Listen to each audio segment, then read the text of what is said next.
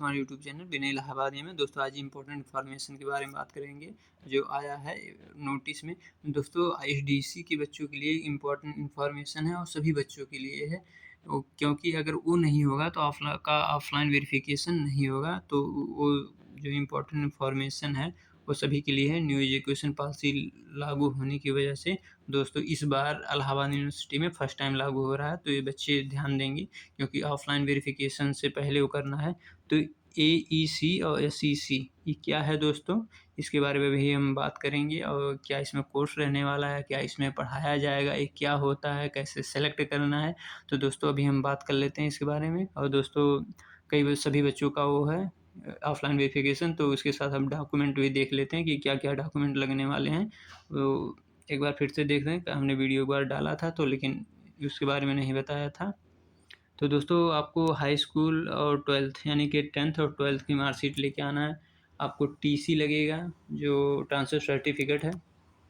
और दोस्तों SC OBC और ST वाले जो छात्र हैं उनका सेंट्रल का कास्ट सर्टिफिकेट लगेगा। दोस्तों एक होता है कि यूपी स्टेट का होता है, एक स्टेट का होता है, एक सेंट्रल का होता है। तो सेंट्रल का कास्ट सर्टिफिकेट लगेगा। अगर जो बच्चे EWS से एडमिशन लिए हैं तो उनका EWS लगेगा।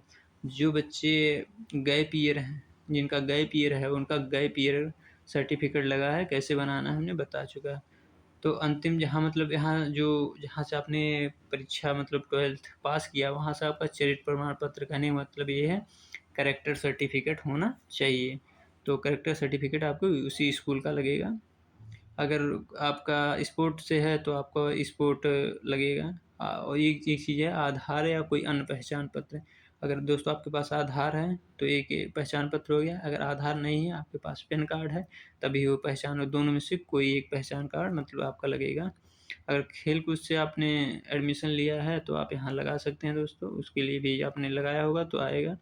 और दोस्तों ABC कार्ड आपके लिए फ़ोटोकॉपी लाना बहुत ज़रूरी है। तो दोस्तों अब बात कर लेते हैं इससे मतलब जो न्यू एजुकेशन पॉलिसी 2020 में लागू होने के कारण यहाँ नहीं लागू थे इलाहाबाद यूनिवर्सिटी में, फर्स्ट टाइम यहाँ लागू हो रहा है। तो इस चीज़ का ध्यान देंगे कि यहाँ फर्स्ट टाइम लागू हो रहा है। तो दोस्तों जो यहाँ एक दो चीज़ बच्चों को आ रही कि EAC क्या है और SEC क्या है, इसमें क्या होने वाला है। तो दोस्तों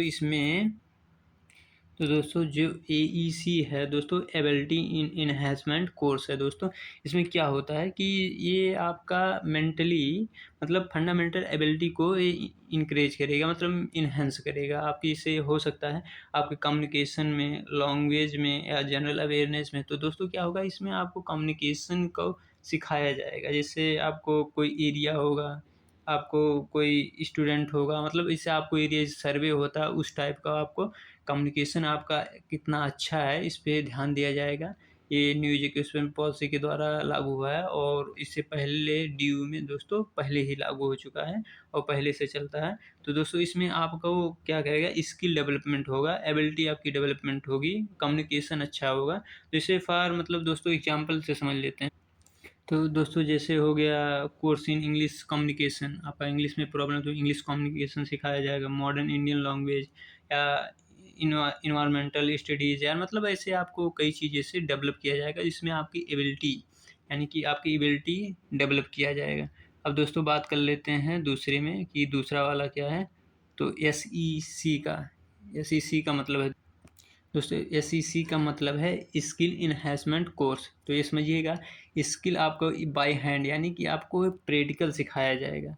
आपको मतलब प्रैक्टिकली मतलब हैंड ऑन सिखाया जाएगा कि आपको मतलब क्या वैल्यू बेसिक नॉलेज होगा कि आप खुद करके सीखेंगे दोस्तों। इसमें ये इम्पोर्टेंट होगा, ये आपके मतलब लाइफ में कई चीज़ें चेंज करे। सब एकेडमिक बेस होगा और प्रोफेशनल लीव्स के लिए मतलब ये समझिए कि जैसे कोई कोर्स है, अगर जो बच्चा एरिया है, अगर को कॉमर्स लिया है तो उसको डाटा इकट्ठा कराया जाएगा उसको भेज के, मतलब ऐसा डिजिटल होगा, डिजिटल लिटरेसी और ऑफर्ड, मतलब ऐसे समझिए आपको communication skill, analysis, data, e-commerce, इस सब चीज़ों को इसमें ध्यान दिया जाए स्किल वाले। लेकिन स्किल इन्हेंसमेंट कोर्स में दोस्तों ये अब क्या बात कर लेते हैं कि यह इम्पोर्टेंट कैसे है, क्योंकि दोस्तों जितने भी बच्चों का ऑफलाइन वेरिफिकेशन है तो उसको करने से पहले देखिए आपका ऑफलाइन वेरिफिकेशन तभी होगा जब देखिए अगले के भौतिक सत्यापन से पूर्व। कहने का मतलब ये है कि आपको वेरिफिकेशन से पहले एईसी और एसईसी कोर्स से निर्धारित शुल्क 1000 रुपये है दोस्तों, 1000 है। इसको नगद काउंटर पे जमा करना होगा, आपको एक काउंटर पे जमा करना होगा। जब काउंटर पे आप जमा करेंगे तो वहाँ से रसीद प्राप्त कर लेंगे, तब उसके बाद ही आपका ऑफलाइन वेरिफिकेशन होगा, ये चीज़ ध्यान दीजिए। और ऑफलाइन वेरिफिकेशन भौतिक सत्यापन मतलब ये जो एईसी है, ये दोनों अभी आपको खाली फीस पेमेंट करना है। आपको सेलेक्ट कब करना है कि दोनों में से कौन सा चाहिए, वो 6 सितंबर को सेलेक्ट होगा दोस्तों। और वेबसाइट से आपका हो जाएगा, देख सकते हैं वेबसाइट से आपका सेलेक्ट हो जाएगा।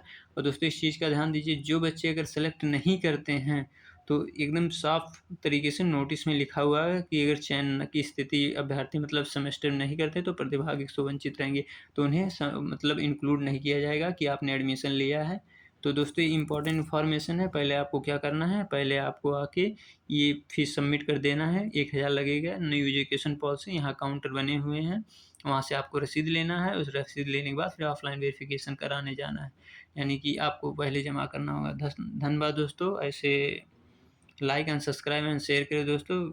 आपको कोई एडमिशन में प्रॉब्लम ना हो। और आईएसडीसी में कल ऑफलाइन वेरिफिकेशन के टाइम हम आने वाले हैं। धन्यवाद दोस्तों।